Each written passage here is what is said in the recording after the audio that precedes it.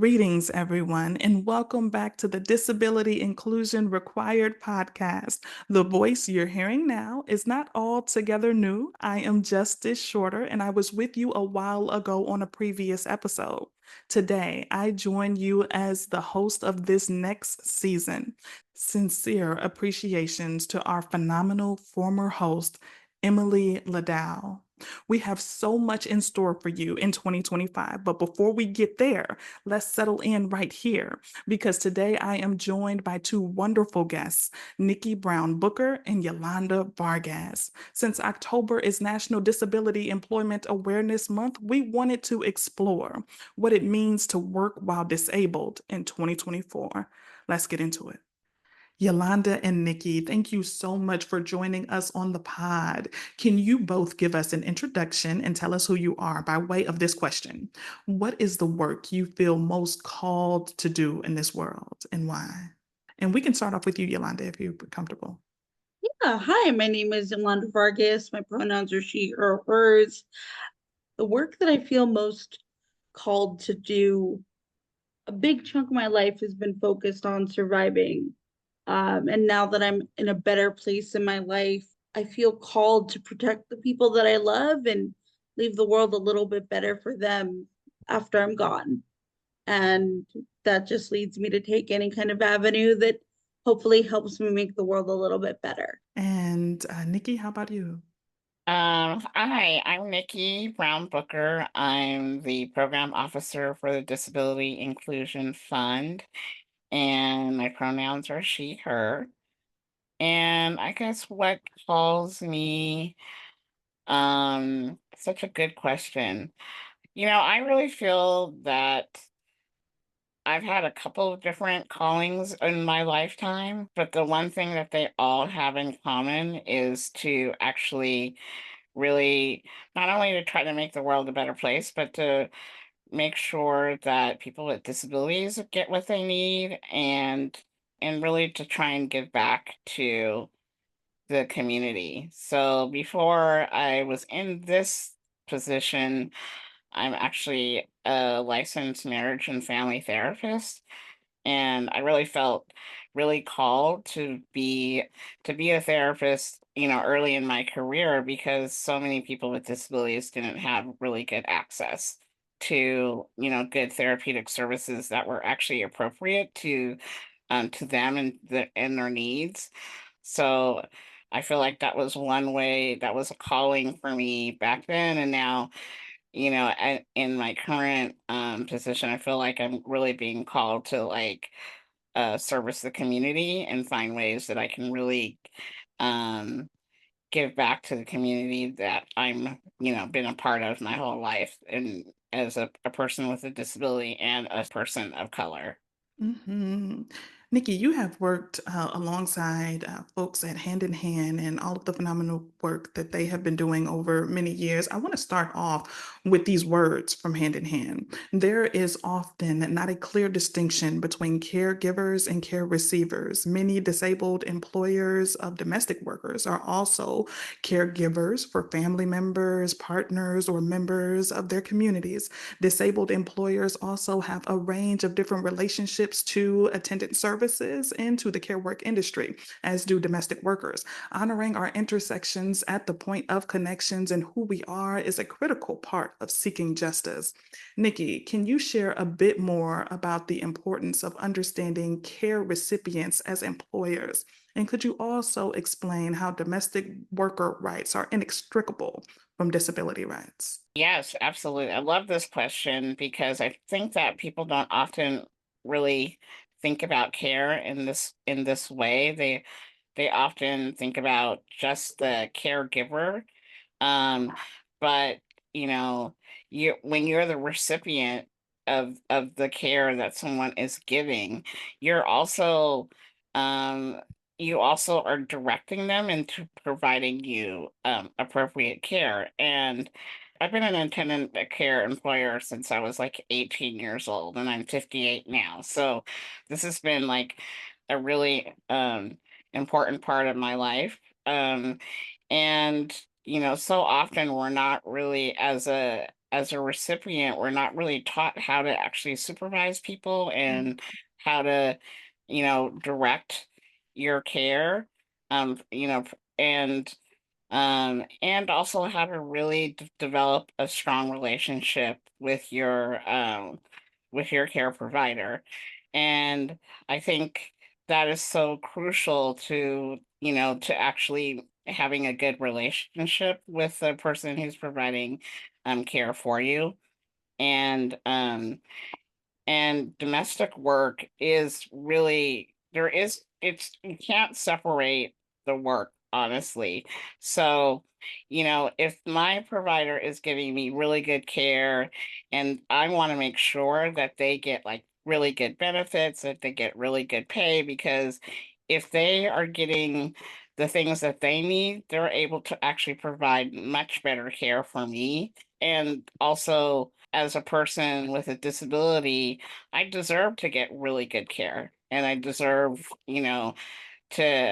to get all the things that I need. And so I think the relationship is just so integral to each other. There's not, you can't really separate those relationships from each other.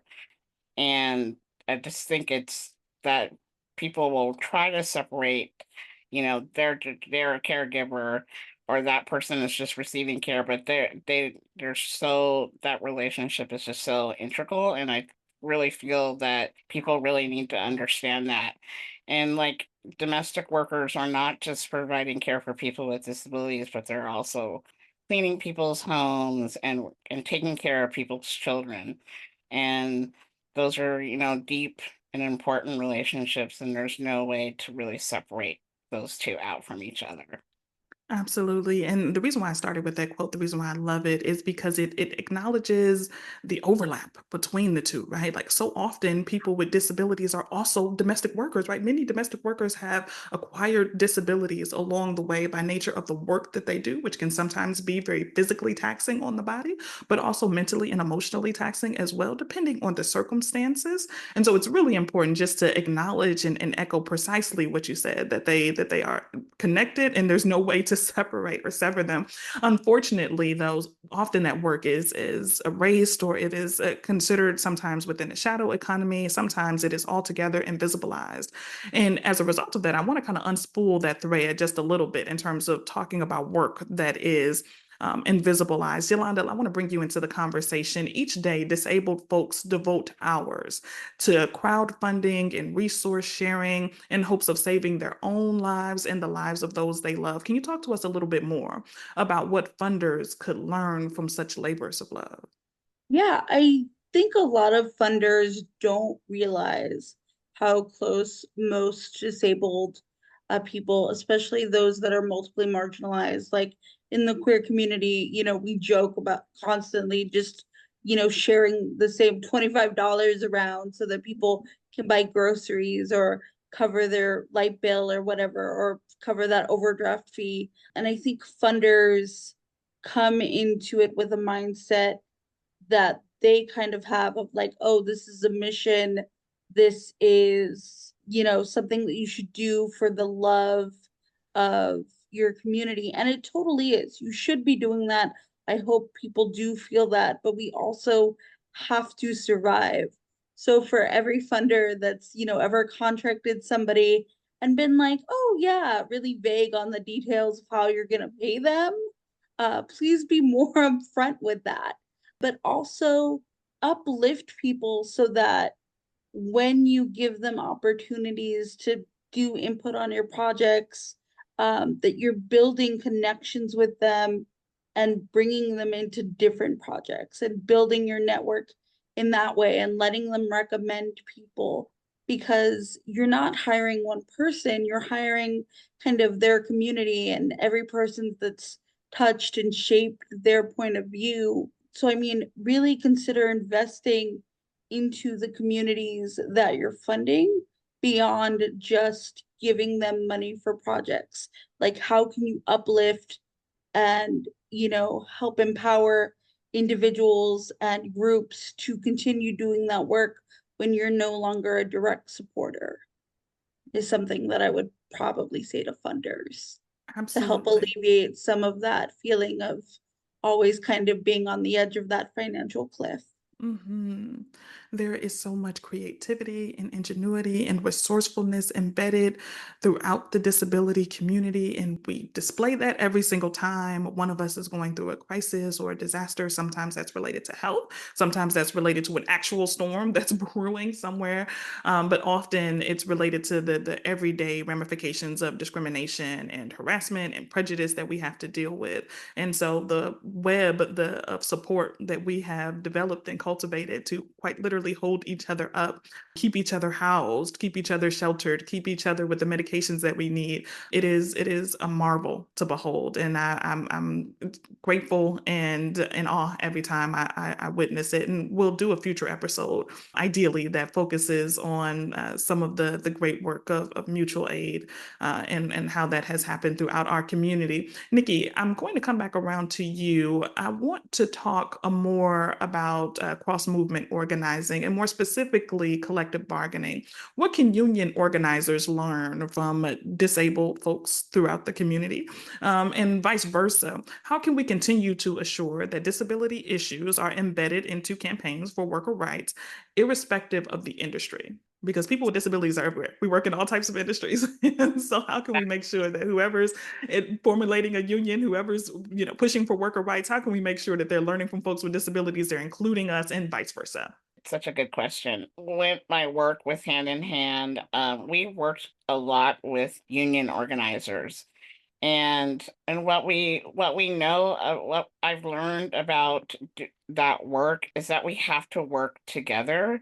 I think that sometimes union organizers often get pitted against worker organizers, right? Because they're kind of in some ways seem to be on opposite ends. But when you're trying to make sure that people get what they need, you have to really build community with all different sides of the issue. So I really feel like union organizers and disability organizers are, sometimes it may feel like they're working at odds with each other, but they're really actually working for the same thing. They really want to see that workers are getting everything that they need, and in turn, the people that they're working for are also getting what they need.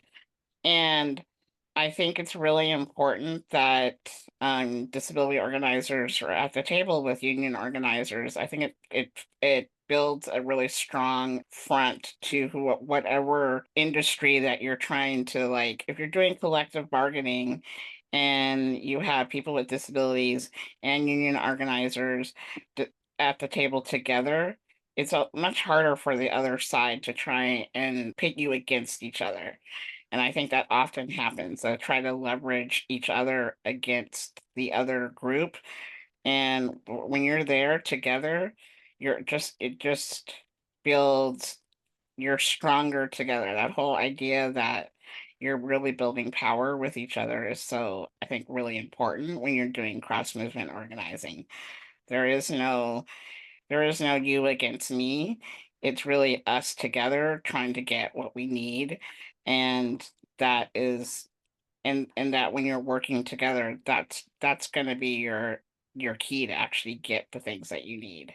Absolutely. When I think about unions and I think about a lot of the worker rights issues that are on the table across many different industries, you'll see some commonalities there. You'll see people talking about the right to rest, right? Having time off, paid time off, talking about bereavement leave, talking about paternity leave and maternity leave policies as well, right? You have people coming together talking about when they're injured on the job, what is the process? You have people coming together to talk about not being overworked, right? So, kind of this mandate of having to work a certain number of hours under certain types of conditions that continue to wear on the body in ways that are really detrimental long term, right? So, a lot of those worker rights have very serious and clear connections to disability justice work. So, I love that you made that connection. And that brings us into this discussion around retention and retirement as well, right? So, often conversations around disability employment involves recruitment and basic accommodations, right? And these things are very crucial.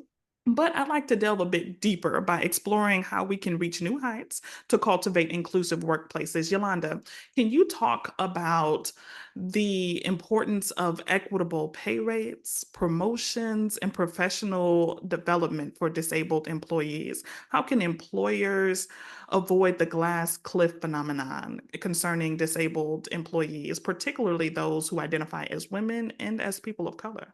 I think it's important for employers to understand where their employees are coming from, especially if you're a person with multiply marginalized identities, being born as a disabled person and a woman and a queer person who's also a person of color.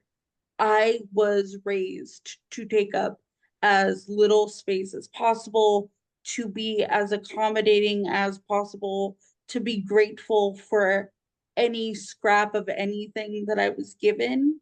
So I think a lot of people that are learning about, the pay disparities for marginalized people and wondering, well, why don't they just ask for more? Or why don't they just step up and do these leadership positions or apply for these things? I don't think they realize how hard it can be to fail. We don't have the ability to fail. We don't have that grace when we fail. Internally, we're always holding ourselves to such a high standard that trying something new and going out on a limb is really difficult. And I think employers might not realize that and might not understand that we've never kind of been shown how to do certain things and be assertive and be in leadership positions before. And so if employers really want to change that whole kind of sticking at entry level when you have a disability, not really helping people go farther, they need to recognize that they should approach people with that understanding of like, hey, let's start having this conversation. Like, we're welcoming you into our organization now, but where do you want to be in, 10 years, 15 years? And even just between other coworkers, we should all be talking about how much we make, right? Like talking about money is gauche, but it's not. It's how we understand our value within the system of working.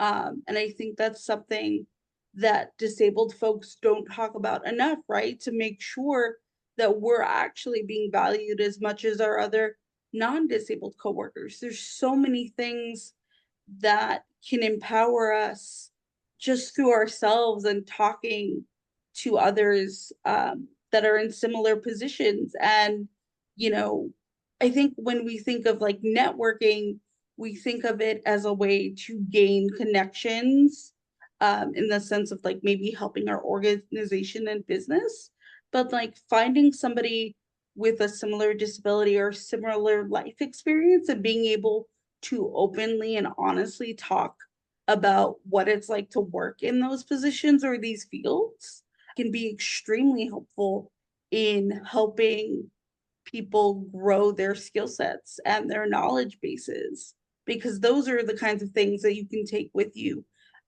anywhere. And I think more employers need to be fostering that communication and that positive and healthy kind of networking to make sure that we're not just trying to hit these basic quotas of like, okay, we've like hired 5 disabled people this year, good for us, like how do we really foster meaningful systemic change where disabled folks are not only at entry level positions, but leading the conversation and leading major businesses and things not related to disability, right? Because I think a lot of employers or organizations that disabled people apply to tend to be skewed towards disability because it feels safer.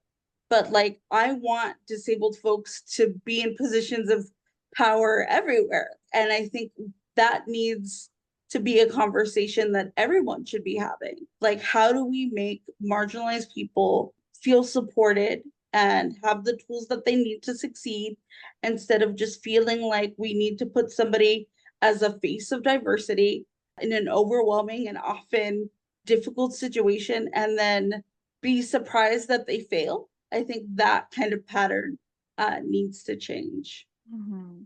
I want to throw a spotlight on two gems that really shine and stick out to me based on some of the things that you said. One, I want to put an emphasis on your encouragement to folks to network, across as opposed to just networking upward, right? So the idea that you should build amongst the people around you, people who are also on your level, also those who are on levels that you hope to reach one day.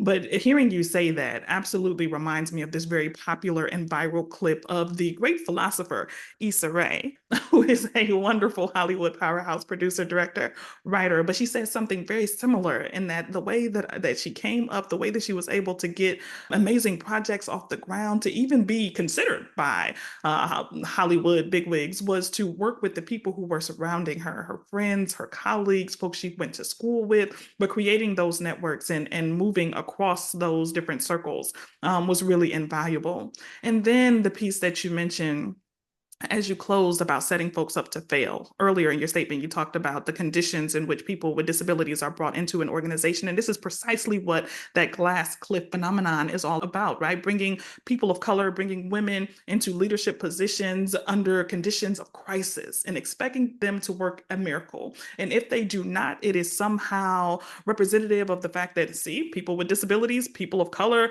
women can't do it to begin with, right? We're going to only give you an opportunity when things are literally crumbling around us in an organization. Perhaps budgetarily, we're losing money. Perhaps we're losing staff. Perhaps there has been a major scandal that has happened.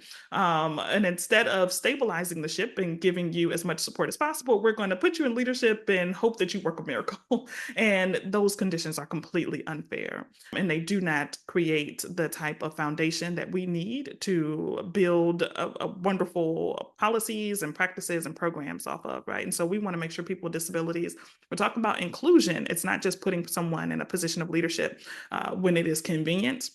And when nobody else wants the job, it is to put folks in leadership positions when we also know that we can provide them with the support and the resources that they need to succeed. Nikki, I'm coming back over to you. Can you talk to us about some of the psychological stressors? Because being set up in a position when an organization is in crisis, it can be really, really difficult and hard on the mind and the body. So can you talk to us a little bit about the psychological stressors and strains, right? These implications, the psychological implications of working in an ableist work environment. How can disabled employees protect their body minds?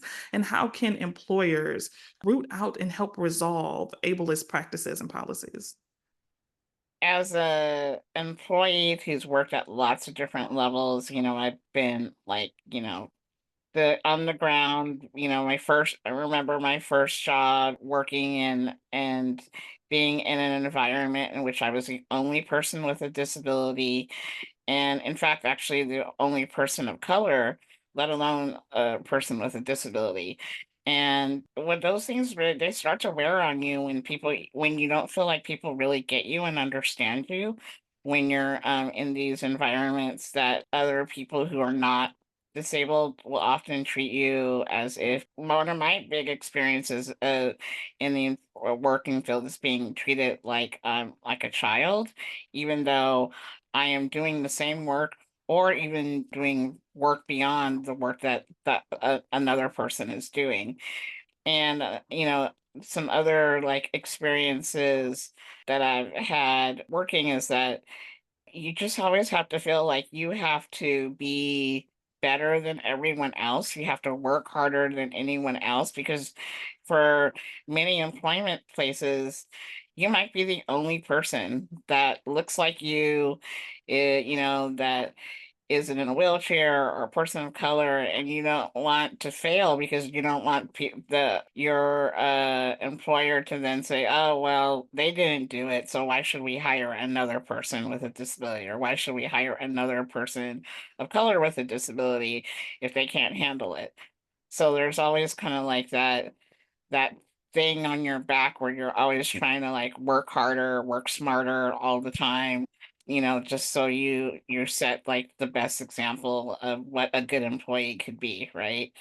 And that really wears on your body, it wears on your mind. It's like it's sometimes hard to go home and relax and like not, you don't want to like you start thinking about your day over and over again. Oh, I should have did this, I could have did that better.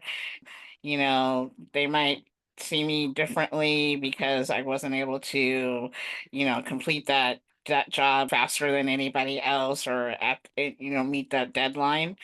And we're workers just like anybody else. We have our own, nobody's perfect, and nobody's perfect, and nobody can be perfect. So it is one of those things where you have to like tell yourself, I'm going to do the best that I can.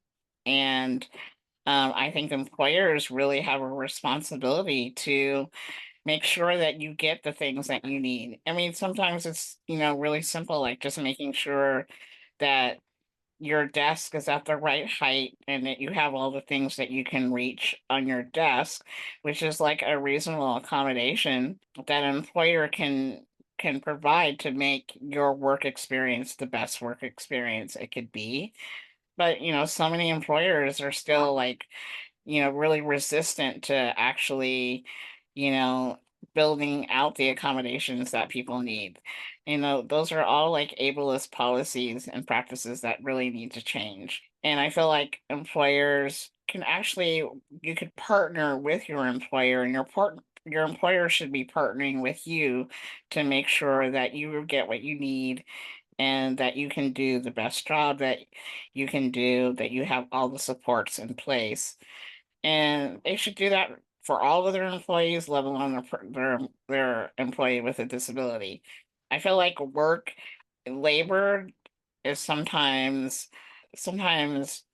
employers forget that their employees are really doing the work, right? They're like, they sometimes treat people like they don't count, that they're not meaningful, and they forget that that your employees are really the backbone of your workplace, and it's really just about the money and making money off of the back employees.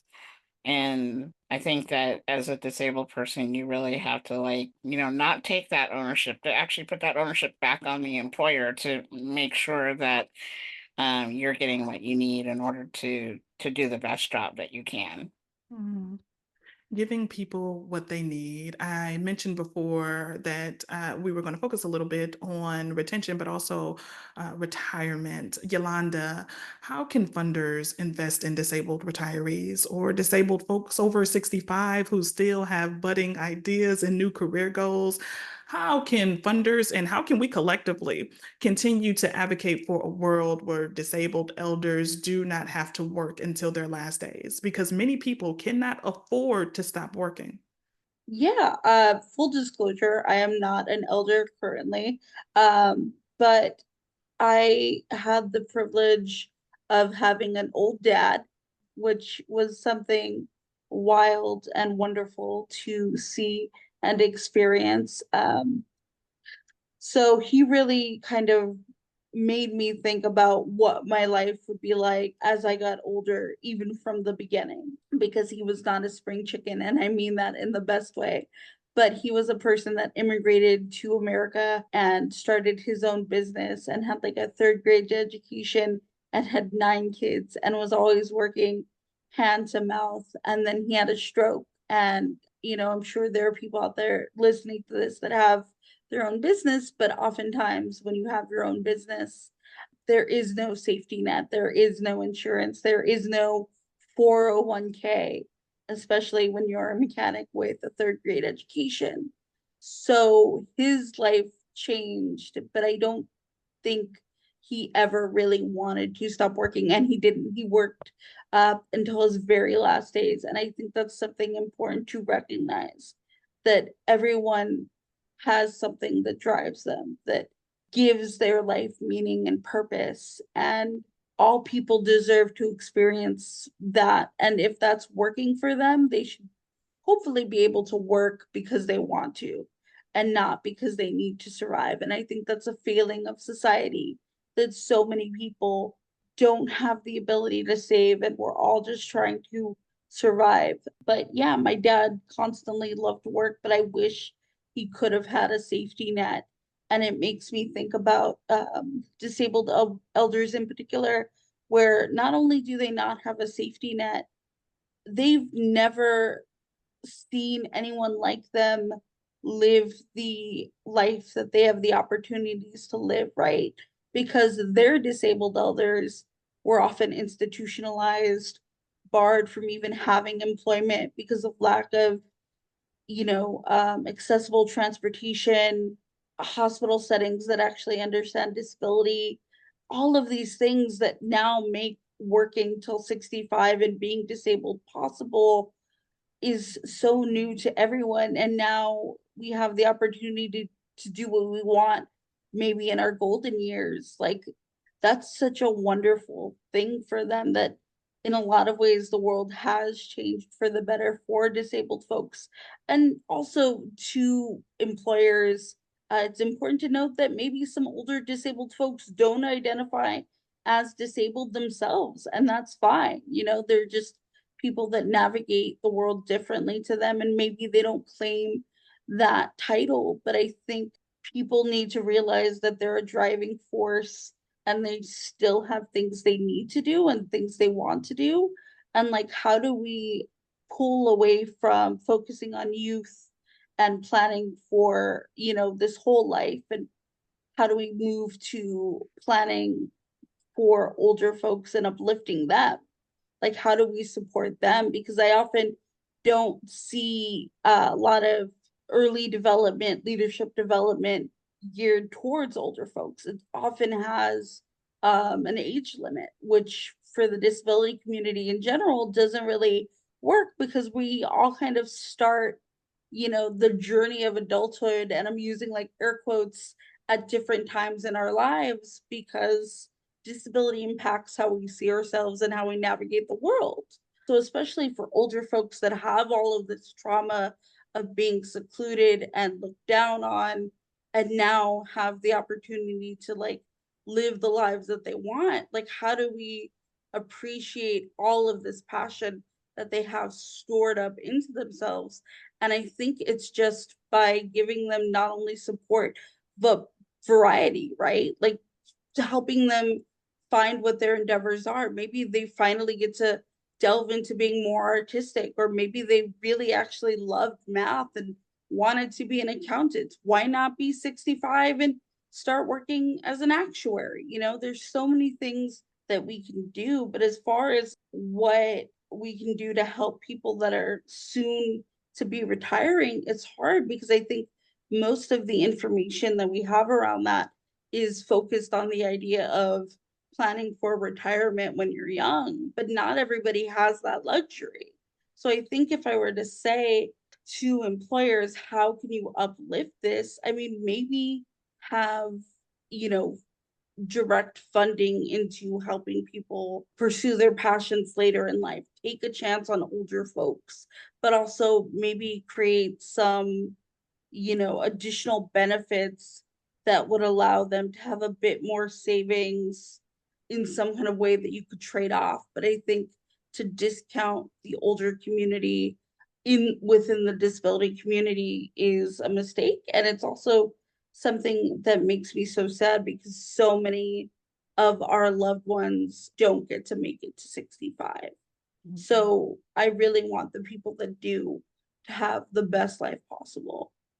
Yeah, likewise. Likewise. I am going to invite you, Nikki, to join in on this very question. It'll be the last question that I ask, really, before I invite you all to also do some collective future weaving with me as we close out today's episode. But before we do that, Nikki, you mentioned at the top of our conversation that you were 58. So you are closer to that threshold of retirement than Yolanda is, as she mentioned.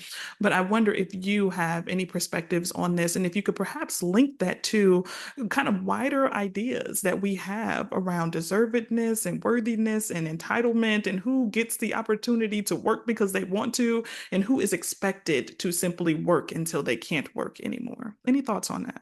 Yes, I'm actually really thinking about this question really hard right now because of my age, and like starting to think about how am I going to be able to afford to live after, after I retire?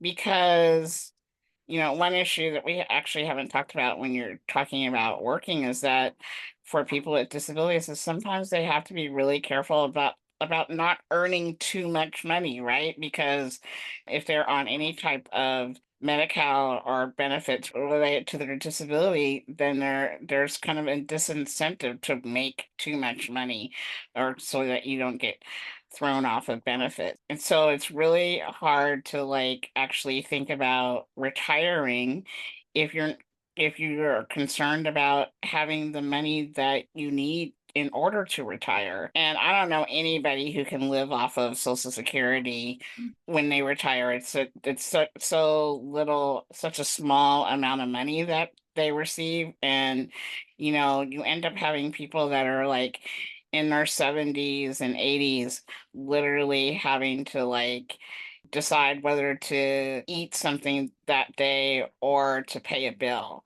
because they can't live off of their Social Security benefits. So my mother just turned 92 years old, and she stopped working around like 85 or so, but she continued to have to work in order to make sure, she could survive, that she could eat, that she could have a place to live. Fortunately, she was able to get a housing subsidy so she could afford to do the things that she needed to do. But even so, my siblings and I supplement her income as an older retiree. And, she also has met, as many people age, they develop disabilities, right? So we have to make sure that she gets all the things that she needs, and we supplement her income because she just can't live off of the Social Security that people get. So when I'm thinking about like retiring, I'm also thinking about how I can save money. And I think, kind of going back to the funder issue, I think funders could really help by doing some more research in this area and actually thinking about ways to build economic development for seniors and elders and for people with disabilities. That is so crucial, that we don't really have an economic system for people who are older and disabled, so that they can, not have to make decisions like overpaying a bill or eating. If you have made it to like 70 or 80 or 90 like my mom, you deserve to be treated like you deserve everything. Oh, you deserve all your flowers, right? Mhm. You've like you've really made it, and and you have children, grandchildren, and you've like contributed to society for so many years. And we need to really respect that and take care of each other when we get to that stage. I feel like, you're talking about this issue of deservingness and worthiness. I feel like in a lot of ways our society does not really honor our elders, Mhm. particularly our elders with disabilities. In some ways, they just see them as like uh e- as a almost as a drain on the system because they're going to need probably more care. And that's not a society that I respect and want to live in, honestly. So I'm always thinking about how we can take care of our elders better, and particularly our elders with disabilities, and make them like they deserve to be treated. They're like they are the queens and kings. They have lived to Mhm. become the kings and queens, right? So we want to make sure that they get all the things that they need. Yes, yes, yes, yes. As we dream into a future where people can get all that they need, I invite the both of you to do something that is a bit imaginative with me. We can do some future visioning here just a bit. I only, want you all to just take 1 or 2 minutes, just 1 minute or so to help us drop into a scene. We're closing out today's episode, but can you help me complete this scene? You enter into a work environment that is free of ableist limitations. How does it feel? What do you experience? Who do you become when incited to let your gifts grow in such a safe and supportive environment? Yolanda, take just 1 minute or two to tell us your responses to that. Yeah, I think for me, I'm in my home. It's working from home. And if I'm traveling and abroad and out, it's having the support that I need to know that I'll be okay to do those things. But it's just everybody. And if I do go into the office, everybody's wearing comfy clothes because you don't really need a blazer. You don't really need uncomfortable shoes. Like that's just something that we foist upon people to be more professional. And people have snacks by their computers and their emotional support animals. And people can take off days when they need it without feeling like a failure. And just everybody's at peace. But also at the same time, like they're not, their whole life isn't poured into their work. They have things outside of that work and their boundaries are respected. So when it's time to clock out, nobody hits them up for extra work outside of their hours. Nikki, do you want to add to this beauty, this beautiful saying that we're crafting? Yes, I mean, I envision a workplace where people are really enjoying what they're doing, that they are having fun with each other, that they're building, throwing ideas around, and everybody's like, yeah, that's really great. And like, and everybody's working together towards whatever common cause that their job is focused on, and that there are you know, if you're a person with a disability, you have all the access needs that you need, and no one even bats an eye at that. And also that your coworkers are coming to you to hear what you have to say, and that your expertise is really valued. To me, I feel like that would be like such an amazing workplace. And Mhm. that, everybody is just like really cares about each other and is always wanting everybody to have a good work situation. And it's not just about the boss having the best office. It's about everybody having the best space. Leah Latchme Peepsness Emerson has a wonderful book called The Future is Disabled. And Erica Alexander, a wonderful actress, has this quote that I always come back to. She says that the past is painful, the present is precarious, but the future will be free. And with dreams and visions like the ones that you all just shared, I have every reason to believe that it will be. Thank you all so much for joining us on today's episode. It has been such a pleasure. Thank you. Thank you. Thank you so much. If you want to keep your learning journey going, visit the Disability and Philanthropy Forum at disabilityphilanthropy.org. I'm Justice Shorter, and this has been another episode of Disability Inclusion Required. Thanks so much for tuning in, and join us again next time.